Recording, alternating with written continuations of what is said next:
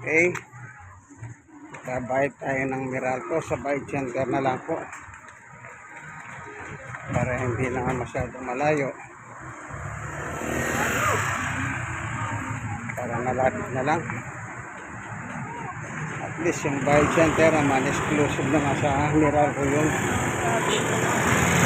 Tubig.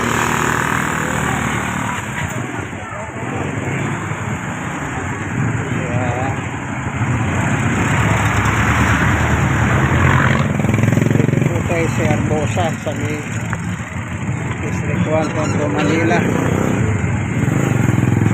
Tayo para magbayad. Kailangan tayo magbayad.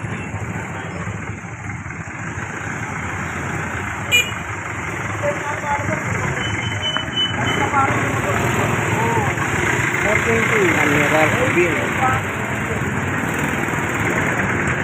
Alam nyo, pag hindi ka nagbayad, kaya ngayon 28 ang aking deadline, ano na ngayon, 30. So dadaan tayo dito sa April Market. Kaya tayo dadaan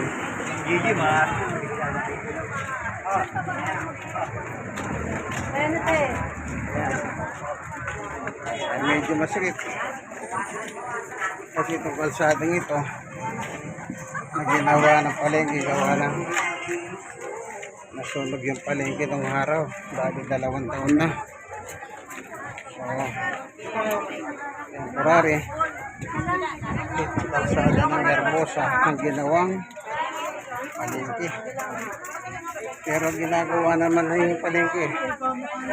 Kaya lang siyempre habang walang hanggat hindi pa tapos yun, dito muna yung binigay ng gobyerno ng Maynila na kanilang gagamitin muna itong kalsada.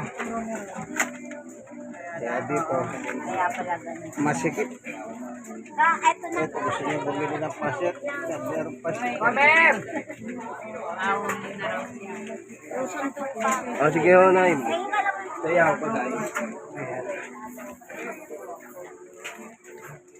Kaya medyo masikip kasi nga po ginawa nilang 3 pwesto ito. 2 sa side by side tsaka gitna. Kaya pagkatapos imbis na tao lang ang dumadaan sa huli sa gitna, nakalabas yung paninda nila. Natural. Anong mangyayari?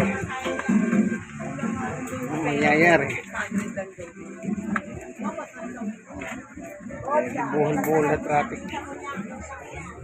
Ganun lang yun. Dahil sa imbis na sana yung tinda nila huwag ilabas, nilalabas pa nila. Masikip na nga, nilalabas pa. Kaya lalo na nagkakasikip. Tignan nyo sa likod, diba yung mga bigas na sa labas, look, sige niya. Kung nakalabas ang mga yun, kakatraffic tayo talaga. Walang malaking problema. Wala na lang itong huli nito puno na. Okay, dito na tayo. Masyado ng ano dun. Oh, good. Nanay, konti lang nanay. Sige, dito tayo. Dito kasi mayroon bayad center dito. Bayad center. Okay. Dito tayo magbabayad na lang. Hindi sa Meralco office sa dito man. Dito na lang sa bayad center. Ito naman connected naman sa Meralco at wala nagiging aberya. Kasi sinubukan ko naman nagbayad dyan. Maging yung water bill ng Nawasa at saka yung Meralco bill. Wala naman nagiging aberya. Kaya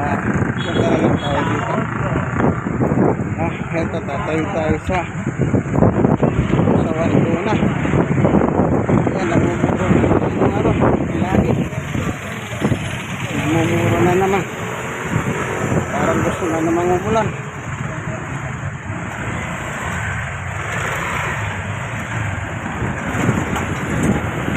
Matawid tayo.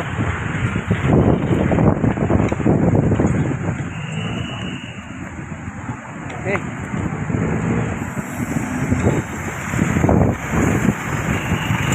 Tignan natin yung project ni the working congressman Ernest Dionisio. Ayan, wellness para sa mga senior citizen ng District 1, Tondo, Manila. Ayan. Pinatatayo po ni the working congressman Ernest Dionisio. Okay, friend. Okay. Tignan mo siya. Pwede naman yung bayad center. Okay. Babayad tayo ng Meralco bill. Okay. Hilayin natin ang pinto. Pa-check mo na kagad yung tubig niya para pagpunta niyo sa dito na tayo. Nagbabayad na po tayo. Alam nyo, pag hindi ka magbayad ng Meralco, magdidilimang yung kapaligiran. Pag nagdilimang yung kapaligiran, sigurado makakagawa ka na naman ng bata. Natural ng Pinoy yan. Pag nagdilim ang paligid, gumagawa ng bata. Kaya, pahirap ang mundo ng Pilipinas. Dami pong bata. Pabrika ng bata, ang ginawa. Hindi naman kaya pakainin. Puro pasarap, paligaya. Pag hindi na makakain ng bata, galit sa gobyerno na nagpasarap, sila lang magdalawang mag-asawa. Wala na magkasama yung gobyerno. Diba? Huwag kayong magalit sa gobyerno. Kung kayo man ay naghihirap, dapat mag-asawa kayo, huwag kayo ng mag-anak. Mag-honeymoon na lang kayo ng mag-honeymoon. Pero walang anak, para wala kayong obligasyon. Tandaan nyo po yan. Pagka nagkaroon ka ng anak, obligasyon mo hanggang tumanda yan. Pag hindi mo napakain yan, magagalit sa'yo yan. Baka papatay ka pa ng anak mo. Ito, tapos na. Buti walang masyadong customer. Oh. Tapos na. Dati, ang daming tao eh. Kaya, okay. Ito yung isa. Ito naman yung isa pa. Dalawa kasi po yun eh. Okay. Sige, hanggang dito na lamang ang video ah. Okay, tapos na tayo. Lakad na tayo, lalabas na tayo. Ayan po. Bayad center. Connected naman sa Meralco yan, kaya walang problema. Okay.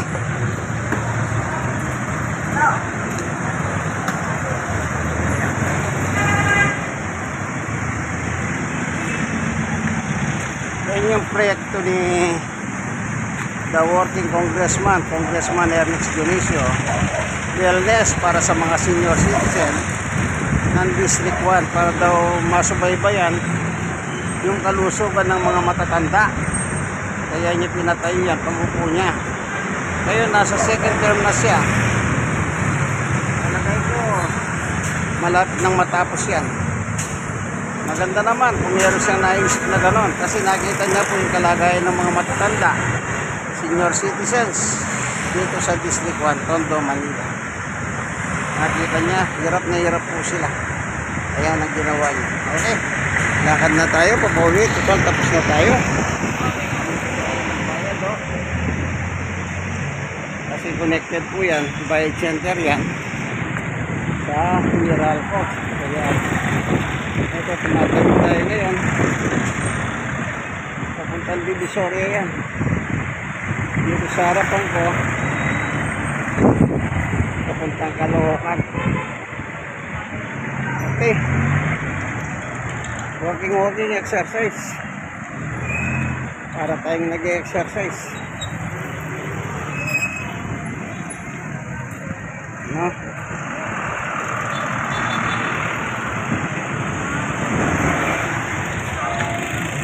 Papuntang Divisoria yan, nasa likod ko.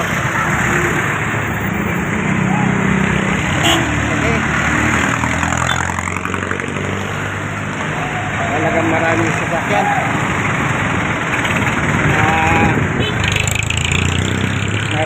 Minsan yung mga traffic. Siyempre, dumadami ng sasakyan. Kaya ganun. Okay. Pasok ulit tayo sa retail market. Dito naman tayo sa kabila dumaan ngayon. Kanina doon sa isang kabila. Ngayon, dito sa isang kabila naman. Ayan.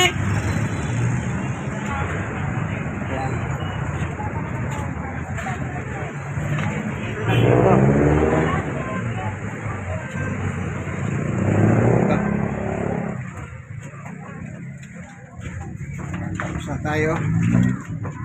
Buti walang masyadong nagbabayad dun, no? Hindi tambak yung customer. Kasi nga 30 na. Kasi ang schedule is puro 28. Kung pumunta ka ng 28, marami po yun. Marami. Pero dahil 30 na ngayon, yan. Ibig sabihin, tumatakbo na naman ang panibagong buwan. Kaya walang masyado. Ganun pala. Sa susunod magpapadilay ako ng 2 araw. Kasi nung araw, kailangan magbayad on time, maraming customer. Nakabuhol-buhol. Kaya yan. Dito naman tayo ngayon sa retail market. Kung saan itong kalsada ng Yerbosa. Kaya kung ginawa nilang palengke muna, habang ginagawa ko yung palengke nasunog. Nasunog kasi yan.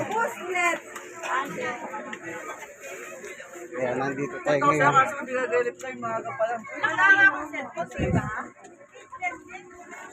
Ayan. Dito naman tayo sa kabila. Kanina doon sa kabila tayo dumaan. Papunta ng Bayad Center. Kaya ngayon dito palabas. Sa kabila naman tayo dadaan. Para makita nyo lang po yung temporary retail market. Mismong karsada ng Herbosa. At ang boundary nito is Luna. Okay. Tsaga-tsaga lang. At least ginagawa na yung bagong palengke. Natapos na yan, maginawa na po sila. Maginawa na yung mga nagtitinda. Magkaroon din ng mga mamimili. Okay. Lakad tayo. Hindi tayo makalakad na mabilis. Gawa na. Siyempre may mga sarapan ko.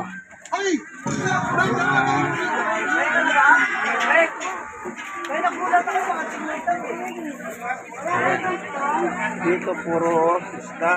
Yan. Ito naman puro gulay. Sa kabila.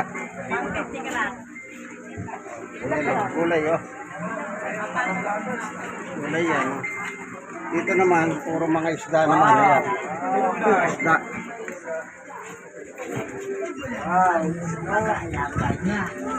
Hindi naman madama agad, pero naroon yun sa bawat sakripisyo. Sabi ng radyo, drama, sakripisyo. Kaya dito sa palengke, sakripisyo talaga. Kasi kapo, masikip. Okay, lumabas na tayo. Ika nga, sabi pwede ka nang huminga. Ayan, ang pinanggalingan natin. Ito. Kasi ginagawa yung ano. Dito naman yung ginagawa retail market. Ito eh. Ayan, yun ang ginagawa nila ngayon. Yun yung nasunog. At pag natapos yan, pareho maginawa yung nagtitinda at yung mga namamalengke. Okay, nasa Herbosa na tayo, ano? Yan, lalakad tayo, exercise, walking, hika nga po, ano? Yan. Yan. Ito si mapapasin din yung picture na ito. Siya po yung nagpapagawa ng wellness para sa mga matatanda. Ayan. Si the working congressman Ernest Dionisio. Ito po siya. Ang kanyang picture yan. It's a friend.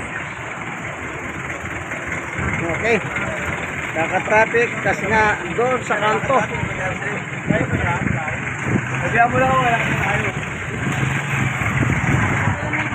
Ayan o. The working congressman Ernest Dionisio. Okay.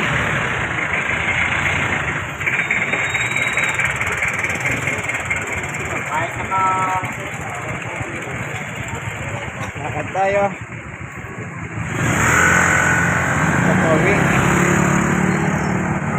Papauwi na tayo. Buti hindi pa bumabagsak ang ulan. Hindi pa bumabagsak ang ulan, ano? Dito na tayo sa Choco sa amin. Choco Street. Dito sa may barangay 91 sa Zone 8. District Tondo, Manila. Okay. Tapos na tayong magbayad ng Miracle Bill. So, antayin mo na naman ang isang buwan. Yan ang walang katapusang utang. Ang Miracle Bill.